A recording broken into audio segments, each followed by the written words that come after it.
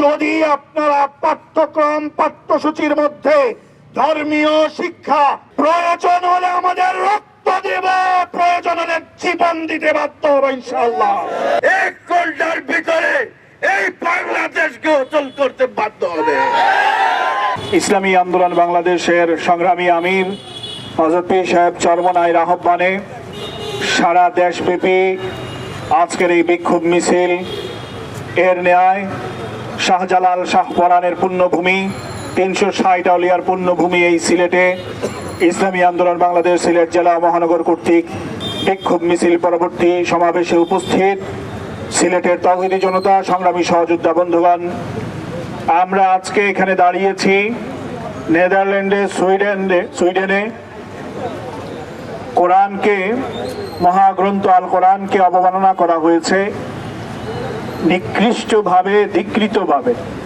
পাশাপাশি পাঠ্যসূচিতে 92% মুসলমানের দেশ এই বাংলাদেশ, আমাদের প্রিয় মাতৃভূমি, আমাদের জন্মভূমি, আমাদের প্রাণের চাইতেও যাকে ভালোবাসি সেই মাতৃভূমি বাংলাদেশের শিক্ষাক্রমে পাঠ্যসূচিতে এমন একটা পরিবর্তন আনা হয়েছে যেই পরিবর্তন বাংলাদেশের কোনো মানুষ, কোনো ধর্মের মানুষ, কোনো বর্ণের মানুষ মেনে নিতে পারে না।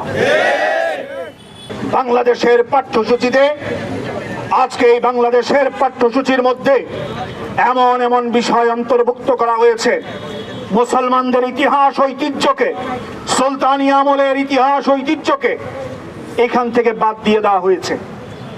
এখানে ট্রান্সজেন্ডারের মতো বিভিন্ন মুখে না নেওয়ার মতো একেবারে প্রাপ্তবয়স্ক মানুষদের জন্য যেগুলো প্রযোজ্য সেই বিষয়গুলো ষষ্ঠ শ্রেণী, সপ্তম শ্রেণীর নাবালক বাচ্চাদেরকে শেখানোর ব্যবস্থা করা হয়েছে।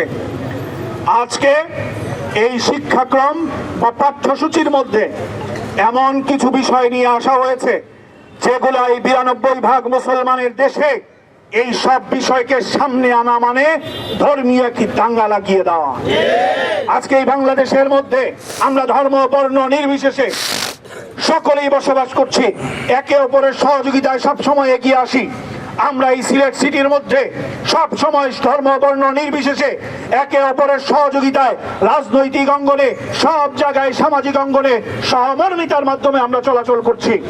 আমাদের মধ্যে, আমাদের মাঝে, আমাদের সহমর্মিতার মধ্যে ওনারা দাঙ্গা লাগানোর পায়তারা করছেন।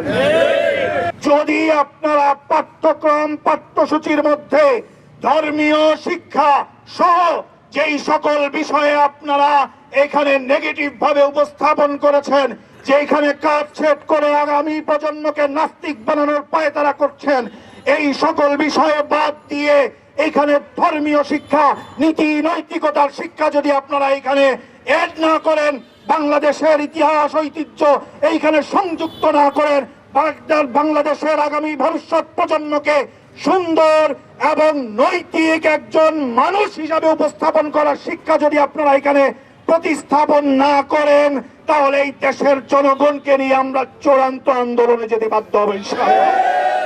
প্রয়োজন হলে আমাদের রক্ত দেব, প্রয়োজন হলে জীবন দিতে বাধ্য হব ইনশাআল্লাহ।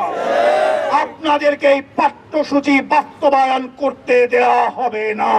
জাতীয় পাঠ্যপুস্তকে নাস্তিকবাদ ও ব্রাহ্মণ্য মতবাদ অনুপ্রবেশ করার প্রতিবাদে ইসলামী আন্দোলন বাংলাদেশ সিলেট জেলা মহানগর শাখা কর্তৃক আয়োজিত আজকের বিক্ষোভ মিছিল পরবর্তী এই সমাবেশে উপস্থিত সর্বস্তরের নেতৃবৃন্দ, সামনে উপস্থিত ইমানের চেতনায় উজ্জীবিত বিক্ষুব্ধ তাওহীদি জনতা, আজ অত্যন্ত দুঃখ পরাক্রান্ত মন নিয়ে আমরা এখানে উপস্থিত হয়েছি। জাতীয় শিক্ষাক্রম সম্পর্কে আপনারা ইতিমধ্যে অবগত হয়েছেন। 95% এই মুসলমানের দেশে এইরকম একটি শিক্ষা নীতি এবং শিক্ষাক্রম দেখে সাধারণ মুসলমান পর্যন্ত আজকে বাকরুদ্ধ হয়ে পড়েছে। আজকে এই বর্তমান শিক্ষাক্রমে একদিকে যেমন ইসলাম এবং মুসলমান শাসন আমলকে প্রতিপন্ন করা হয়েছে, তুচ্ছ-তাচ্ছিল্য করা হয়েছে, অন্যদিকে ইসলামের হাজার বছরের সংস্কৃতি এবং মুক্তিযুদ্ধের চেতনাকে আজকে পাঠ্যপুস্তকে বিকৃত করা হয়েছে। এই পাঠ্যপুস্তকে একদিকে যেমন এদেশের ভবিষ্যৎ প্রজন্মকে নাস্তিক বানানোর পায়তারা করা হয়েছে, আমাদেরকে হাজার হাজার বছর ধরে ভারতের গোলাম বানানোর জন্য ষড়যন্ত্র করা হয়েছে। শুধু তাই নয়, ঢাকা বিশ্ববিদ্যালয়ের ইসলামিক স্টাডিজ বিভাগের chairman professor doctor Shamsul Alam বলেছেন, প্রতি বছর ইসলাম শিক্ষা বই প্রণয়নের সময় আমাদেরকে ডাকা হয়, কিন্তু এবারে ইসলাম শিক্ষা বই পর্যন্ত রচনা করার জন্য আমাদেরকে ডাকা হয়নি। তার মানে কারা এই পুস্তক প্রণয়ন করেছে? আমরা আজকের এই সমাবেশ থেকে সরকারের কাছে জানতে চাই, এদেশের 95% মুসলমানের বুধ ও বিশ্বাসের উপর আঘাত করে নাস্তিক্যবাদ ও ব্রাহ্মণ্য মতবাদ অনুপ্রবেশ করে এই পাঠ্যপুস্তক কারা রচনা করেছে? ইসলামী আন্দোলন বাংলাদেশ আছে তোমাদের প্রতিবাদ করার জন্য। ইসলামী আন্দোলন বাংলাদেশের মোহতারাম আমির হযরত পীর সাহেব চরমনায় যদি ঘোষণা দেন, তাহলে 1 ঘন্টার ভিতরে এই বাংলাদেশকে অচল করতে বাধ্য হবে। সুতরাং অতি দ্রুত আপনারা পাঠ্যপুস্তকের মধ্যে ধর্মীয় সিলেবাসকে বহাল রাখেন এবং এই গ্রামীণ ফোন যেভাবে ঘোষণা দিয়েছে মুসলমানদের ধর্মীয় আঘাত এনেছে, তাদেরকেও আপনারা বিচারের আওতায় আনুন।